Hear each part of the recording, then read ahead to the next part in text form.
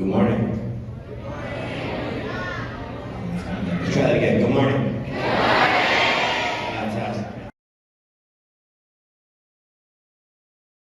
I've been a basketball player, I've been a psychiatric nurse, I'm an addiction specialist, and now I'm a legislator, I'm a politician. And, basketball sports, I did that because I loved it, because it was a lot of fun, because it allowed me to push myself and see what I could achieve. The other jobs that I've had have, for the most part, always been rooted in service. The jobs that I've been drawn to, even my career as a basketball player, have always been about being part of something bigger than myself. And so working as a nurse, and even being in the community as an activist, and fighting for Black people, Indigenous people, people of color, especially those people who identify as queer or trans, fighting for people to have equal rights, to be able to live their lives with dignity and respect and safety and celebration. All of those values have always been a part of the work that I do. So even now, as a politician, I'm in this role because I want to make all of your lives, all of our lives better. I want to be a part of making our community safer and healthier for absolutely every single person. So I think the jobs that I've had have always been connected, just wanting to make a difference however I'm able to as one person who works alongside other people who share that vision and interest. You guys look amazing. The diversity in this crowd. So my journey to where I am now began after I graduated University of Manitoba and started to work with the provincial government and the Department of Family Services. And I worked there in family services for about 12 years before moving over to the Department of Labor and Immigration, where I managed the Provincial Nominee Program, which is a program that brings newcomers to our city, our province, and our country. So by show of hands, how many kids in the room here today were not born here in Canada? Wow, okay. So that's the program that I worked for 17 years, was bringing newcomers to our province and to our city, and I'm so happy. My heart is actually overjoyed right now to see the work that I've done, or that program has done, in bringing Canadians, new Canadians here to our city. While I was working for the provincial government, I was always asked to consider running for office, whether it is as an MLA or as an MP. But when my sons were younger, I felt it was more important that I spend my time being ever present in their lives. So I delayed running for office until 2018, and the new board of St. Norbert St. River was just created, and I threw my hat in to run, and by the grace of God, I was elected as the first Black city councillor in Winnipeg's history.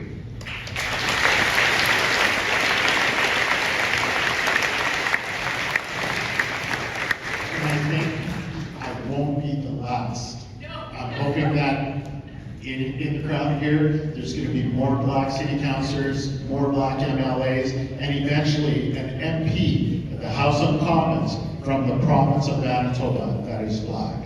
Congratulations. For everything I did, from the time I started school, including writings, including journals, including pictures, and apparently somewhere at the beginning of that keepsake book was a check mark of what did you want to be when you grow up. And one of the things checked off was a teacher. And here I am, many years later. I've been doing this for over 20 years, and as most of you already know, I am very passionate about what I do. And not only that, I have the privilege of being surrounded by educators and administrators when I was younger who looked like me, which is so important. Diversity is key. And as I made my way to this country called Canada, I did not have that same experience. So what I did is I decided, well, if I am not represented, then that means in the profession I have to become a teacher myself. But it just didn't start there. It started with the wonderful teachers I had along the way that encouraged me. And from there, all the different extracurricular activities that I participated in which I decided were important for a child as they're going through school. And what I did is I took all my passions in basketball, as most of you know, being one of them, and I decided after I was done playing to go into coaching, in which most of you don't know, I have been coaching longer than I have been teaching. But remember, students, I'm only 35.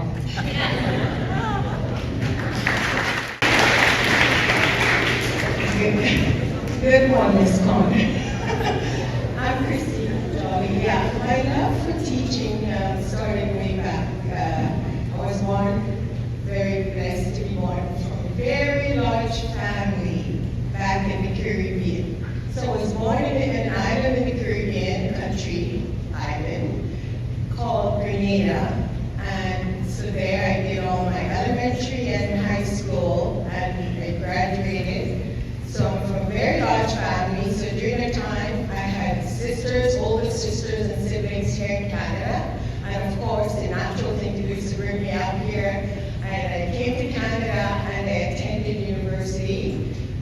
First I went into the Faculty of Arts. The first year I signed up. And when I was there, I realized, geez, I don't know, this doesn't, what am I going to do after with an arts degree? So the first year I went to see my professor advisor, and we had a chat about it, and he said, how about education? Have you ever thought of that? I said, really? Okay. And I thought about it, and I decided right there and then to want to switch my specialty to go into the Faculty of Education, and I went in there, and I tell you, it was the beginning of great things for me. It was hard work, coming up into a system where I did not do schooling here in Canada, but I tell you, God put people in my way that helped me right through.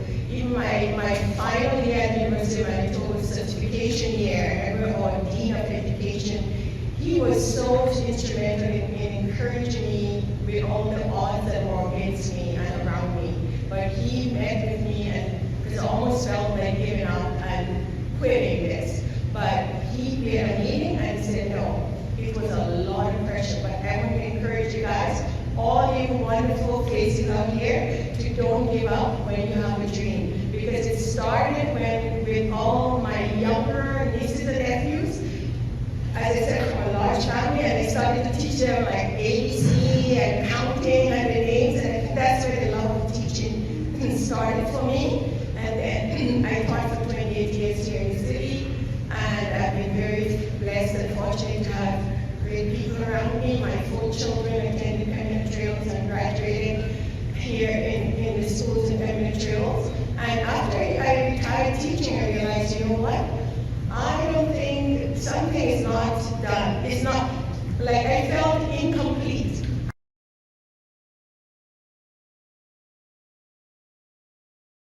I saw a lot of that. I had to work very hard to get where I was, where I watched people that work less hard than me kind of step into positions all through my life, not just with teaching, but in other positions as well. So for me, the racism wasn't so much aggressive in your face, it was more underlying, and I had to work a little bit harder than somebody else that didn't look like me to get the position that I wanted.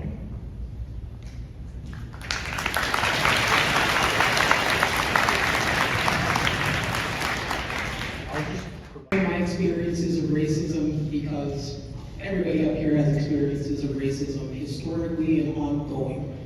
That is the unfortunate reality of living in a society where systemic racism is very real.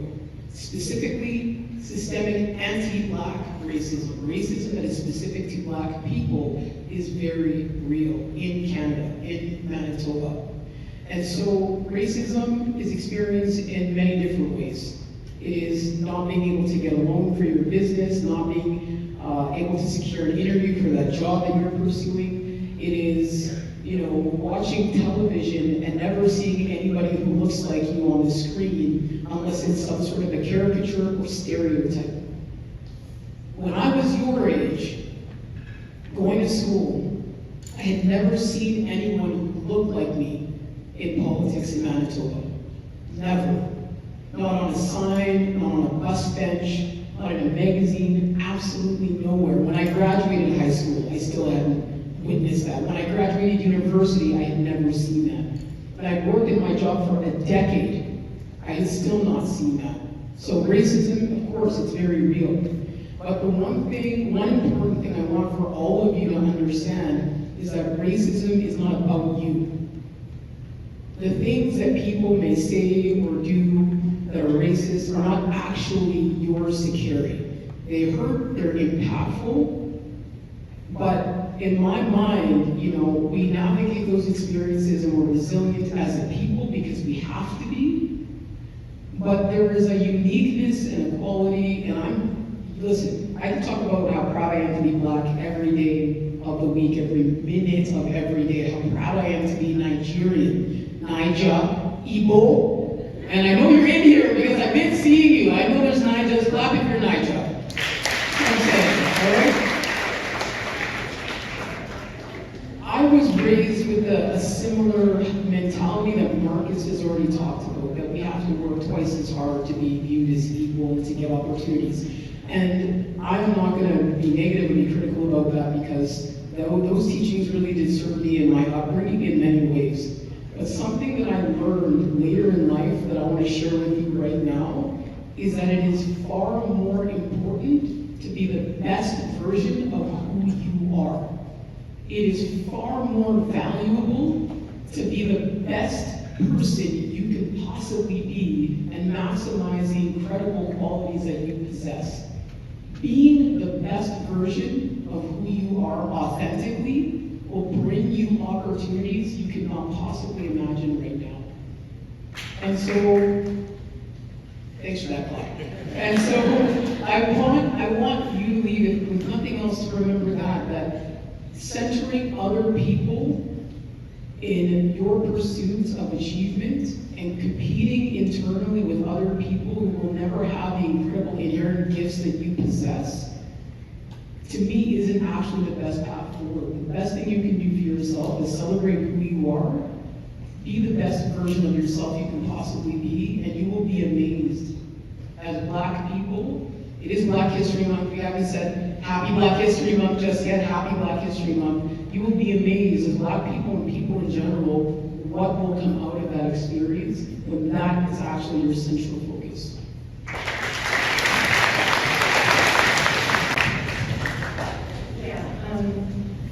I've experienced so many. My whole life as an educator was filled with racism. And I chose to do it in a different way. I decided to use my teaching years. Every year I have my new first grade group of students every year, every September. I decided to start making the changes I want to see happen in my students with me for a whole school year by teaching them how to learn to get along with others, how to accept others, and we literally start the year off, as I always tell my students, this is our community right here in the classroom, and we're going to start to learn to respect each other, one another. We're going to learn how to share, how to not call names to people, and just get along. And one thing I love to do is like every first few days of school, we sit in a big circle in our classroom, and we all extend their hand out in a circle, one hand, and we go all around, and we realize that the question is asked, do we all look the same? Our hands all the same color or complexion? And the kids realize no. And we have a nice talk about it. And then when any bullying happening in our classroom or out in the recess field, my students, we learn how to stand up and to stop it. And I know racism is happening all around me, in my staff, in my schools, but I didn't let that stop me because my purpose was to make a change and to do what I love, which is teaching. And even when I heard the word hurled across the field one day from a student towards me with the N-word, that was a shocker I got. I realized, oh my, and this was the beginning of my teaching career, that was way back. and the N-word was thrown across the field from where he was with a group of friends. And I decided, I went for it was lunchtime on the playground. I was on the opposite end of the field. And I decided to go have lunch, and then I came back really early to go and have a meeting with the principal. And thankfully, she dealt with it. And she was a woman and of Caribbean heritage also from Trinidad. And we talked about it, and she dealt with it beautifully with having students come into the office when the bell rang, and with myself, and she had a great chat with him and teaching what he needed to learn. And you know, I've seen it. I've seen when people just pass over me to go, like subject teachers to come to do this computer lab, and they come into my classroom to speak to me for my class gets there to her room, and then she would just pass straight. I'm welcoming my kids at the front of the door in my classroom, and the person passed right straight in and went straight to see my educational assistant, who I love. You know, I love educational assistant, no problem with that. But I went straight to see my beautiful educational assistant, who doesn't look anything like me. She's a white woman, beautiful, but she went to her and said, hey, your class is coming up later. So I just want to see what, just want to tell you your plans for the computer lab when you get down to the lab. And then I saw, because I was checking the thing, and she looked at me, my EA and education assistant, she said to the person right away, she said, I'm not a teacher. There is a teacher right there. And she came back to talking with apologies. She apologized, she was sorry, but you know what? We ended up to be very good friends. Very good friends. So it's just that people, we have to learn to, you know, it's a lot on us to deal with, but we're not going to let that stop us. And I don't want that to stop you students here too. Keep that fire burning in you to do what you love. All right?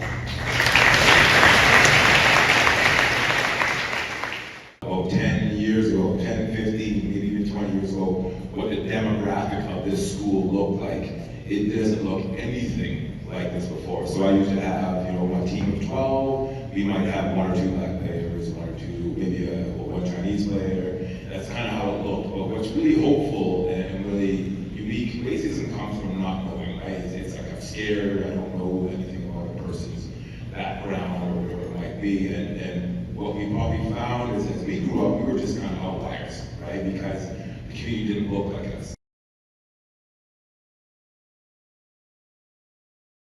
I think that being an ally is really about, first and foremost, caring. It really is about, do I care enough about another person to set my own thoughts or feelings or beliefs aside for a minute and really learn and understand what this person's experience is. So being an ally fundamentally to me is about being able to have compassion and care and empathize with another person. The other part that's really important is being able to listen. Being an ally is so much about listening. Like you can see us all up here at this table. You can look around you right now, and you can maybe look at somebody and say, oh, we've got some things in common. Maybe you look alike, we've got the same skin color, maybe we have the same faith, maybe we have the same gender identity, whatever, the same community, whatever it is. But there is an incredible amount of diversity within diversity. We are not a monolith within the Black community. There is no such thing as sameness in any community that on the surface appears the same. And so being able to listen to a person's experience and what someone is telling you their needs are is so important. And sometimes that means setting aside our own reactions to things. What was already touched on it. Maybe somebody comes to you and says, that thing that you said was actually racist. And your first instinct might be to say, well, whoa, that's not possible. I can't be racist. I've got, black friends, or my partner is black, or my parent is black, or I've got a black child, or whatever it is, excuse me. But we are all, everybody in this room, including us up here on this panel, are living in a society that teaches us racism, that conditions us to have certain thoughts and feelings. And all of us in this room, at some point in our lives, probably has to unlearn some of those things. We have to do the work of actually learning and understanding people as individuals and why certain things are problematic. And so caring, having empathy, and being able to listen to what a person's experience is really important. The last example I'm going to give, I'm wearing a shirt today that says, you can probably see it, but it says all Black lives matter, right? And it's in pride colors. And I'm wearing this shirt to speak to the fact that within the Black community, queer and trans people, non-binary people, people on the LGBTQS spectrum, face injustices in our communities that are not okay. And that as Black people in our own community, there's a lot of diversity in terms of identities. And it's so important that, maybe you don't have a full understanding of why I use gender neutral they, them pronouns. Maybe you don't understand actually what non-binary even means. Let's have a conversation about it. I'm more than happy to educate people on that. But even if you're not 100% sure what gender neutral pronouns means, if somebody says to you, just use they, them pronouns for me, be caring, be empathetic, be a listener, and respect that. It's about sometimes the learning and the breaking something down to deeply understand it can actually come after. You can actually start with compassion and respect. That can actually just come first. And from there, you can build relationships, you can do more learning. But it's so important for us to meet people where they are at, respectfully show compassion, and be a strong listener. Those three things to me are the pillars of being a strong ally.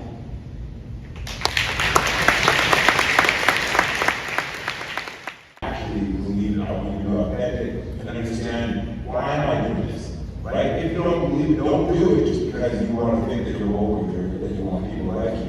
Do it because you know it's the right thing to do, and maybe you need to do a little research to realize that's the right thing for you to do. But I think that authentic piece is what allows your community to grow, not just doing it because, hey, it's cool to be an ally right now, because it could be, cool to be racist, right? And that's not necessarily the right thing to do. That was a great question, and it's something that, I've been working on as chair of the Human Rights Committee Council, is to build those allyship. I asked the question of how many people were not born here in Canada. By show of hands, was a significant number. Again, with my role in immigration and bringing individuals here to the city and to our province, traditionally, in the country that they originated from, they would celebrate traditional holidays and observances. But then they come here to Canada and don't have the opportunity to continue on those celebrations. So the city of Winnipeg is working towards asking the province to modify the Employment Standards Act that would allow individuals to substitute days so that they can carry on their traditional celebrations and observances. So again, it's about partnering with different cultural groups, with different holidays, to ensure that as you're here in Canada, and as we become a more inclusive society, that we're looking at ways to make you feel more welcome here in our society. And the holidays and observances that we all celebrate Christmas and Easter, which are traditional holidays here in Canada, but we need to now look at celebrations of Eid and celebrations of Yom Kippur and indigenous celebrations as well that we traditionally haven't been celebrating, because we are all Canadians and should have the opportunity to celebrate our traditions and our observances. So again, building those allies, building those partnerships, I think will serve us all well as Canadians, and that's an important piece, and an important distinction that we have to have here in our city, in our province, and in our country. If you start with compassion, starting to treat people how you want to be treated. If you approach somebody, you want to be respected initially, and then you want to be heard. And I think that that's a great starting point for everything. Okay, goes on the next. I completely believe education is the power that's going to move the needle in terms of racism, because we get to learn and understand who each other are, and the fact that we're all equal. But, you know, in defining the Black experience, you know, there's a lot of conversation around slavery and the slave trade that happened here in Canada. It happened here in Canada, as well as in the United States. And that's where a lot of, you know, the stories come from in terms of the slave trade is the United States. It's important to understand that history, but it's also important to understand the other part of our history. And there's a gentleman near the bathroom there in a black t-shirt that says, know their names. Can you stand up? John. Okay. So I collaborated with OVO at Azuike to identify Black inventors that have contributed to their inventions to mankind. So I'm not certain that if the room is aware that elevators were created by somebody who was Black. The traffic light, the cotton gin, peanut butter, the process of plasmapheresis separation. Peanut butter. Peanut butter, George Carpenter. Peanut butter was created by a Black person. So there are so many inventions that were done by people of color that were not credited with that invention, but their contributions were significant and are significant. That's the other piece of our history that we have to learn, so that we can be proud and be inspired by that. Because, you know, back in the day, the irony for it, back in the day when all of these devices or you know, processes were not in place, people struggled. So the contributions that have been made by people of color have simplified ways of life for the entire population of people. So those are the things that we need to understand and learn about as well, so that we can be inspired to continue on our journey as people of color and contribute to our communities as well. So I encourage you to learn more about the history of people of color, whether you're Black, whether you're Asian, whether you're white. Learn about the contributions that have been made, because you'll be inspired by that. In times of adversity, people have triumphed and have provided, whether it's, you know, instruments of comfort or processes that help mankind move forward. So that's my challenge to you, is know their names, whether it's in inventors, whether it's artists, whether it's sports athletes, whether it's legislatures. Know their names, know their histories, so that we can move forward. This assembly, this conversation is anti-racism in action, so kudos to you. Hi, before we end this topic, I really need to say something. I beautifully said what was said here in the panel is just lovely and it's so true. But I just want to add one part of it.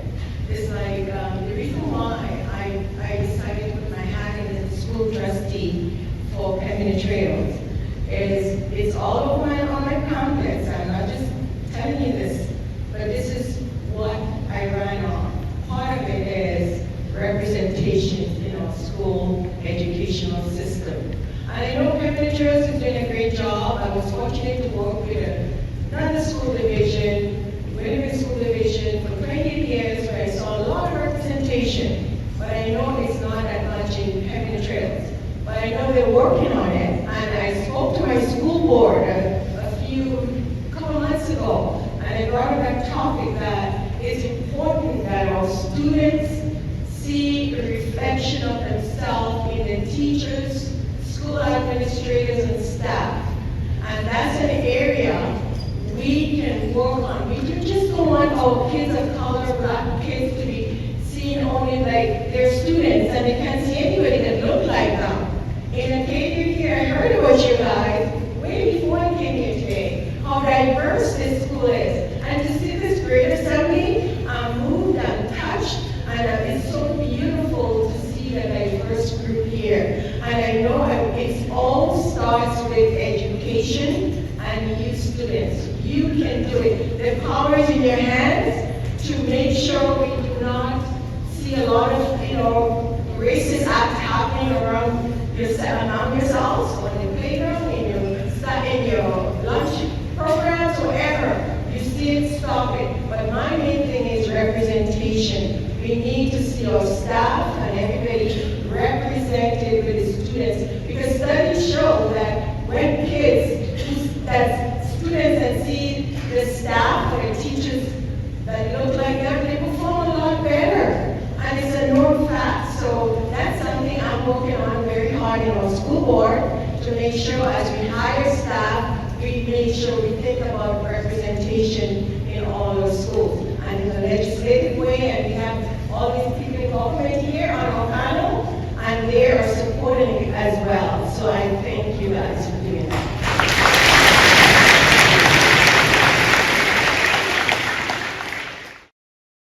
I know that you're all patiently waiting to go for lunch, but Ogo's asked for one more round. Are you ready? Let's break it down. You ready? All right.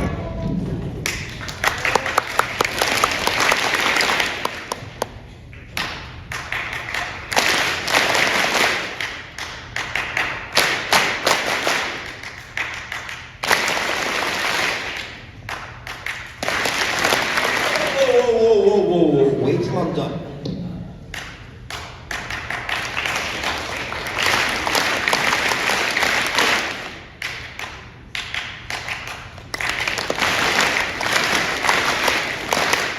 All right. Well done. For lunch, and I'm sure Mr. Cole is giving you an extra 20 minutes after lunch. Stay where you are. Stay where you are.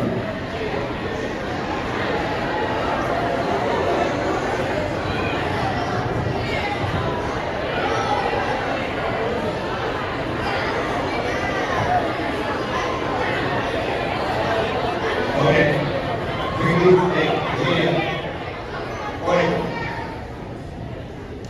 Please, we'll get this done really quickly. We got gifts coming through just for the presenters.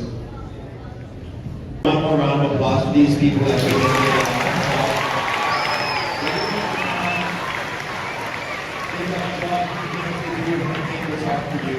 Kids are all so wonderful. Thank you.